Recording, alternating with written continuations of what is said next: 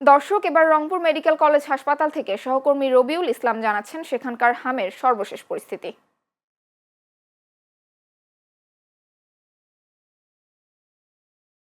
জান্নাত, আপনাকে ধন্যবাদ জানাচ্ছি। আমি এই মুহূর্তে দাঁড়িয়েছি রংপুর মেডিকেল কলেজ হাসপাতালের হামের যে ইউনিট আছে সেই হামের একটি ইউনিটে রংপুর মেডিকেল কলেজ হাসপাতাল কর্তৃপক্ষ থেকে হামের কিন্তু 3টি ইউনিট করে দেওয়া হয়েছে। প্রথমে কিন্তু একটি ইউনিট দিয়ে তারা শুরু করছিলেন, পরে আস্তে আস্তে রোগীর চাপ বাড়ার কারণে তারা কিন্তু এখন বর্তমানে 3টি ইউনিটে কিন্তু হামের উপসর্গ নিয়ে যে শিশুরা ভর্তি আছে তাদের কিন্তু চিকিৎসা দিচ্ছেন। তবে একটা জিনিস আপনি জানিয়ে রাখি যে রংপুর মেডিকেল কলেজ হাসপাতালে কিন্তু হামের উপসর্গ নিয়ে প্রতিদিন কিন্তু রোগীর চাপ কিন্তু অনেকটা বেড়ে যাচ্ছে।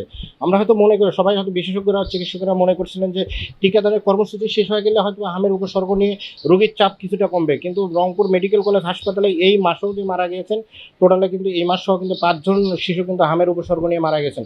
আপনাকে একটু জানিয়ে রাখি যে মেডিকেল কলেজ হাসপাতালের তরফ থেকে আমাদেরকে বলে দেওয়া হয়েছে যে হামের উপসর্গ নিয়ে প্রথমে আমরা একটি ইউনিট থেকে শুরু করে এখন 3টি ইউনিট, রোগীর চাপ যদি আরও বেশি হয় তবে আমরা ইউনিট আরও বাড়াবো। তবে রংপুর মেডিকেল কলেজ হাসপাতালে হামের উপসর্গ নিয়ে এ পর্যন্ত কিন্তু 41 জন রোগী কিন্তু ভর্তি আছে। জান্নাত।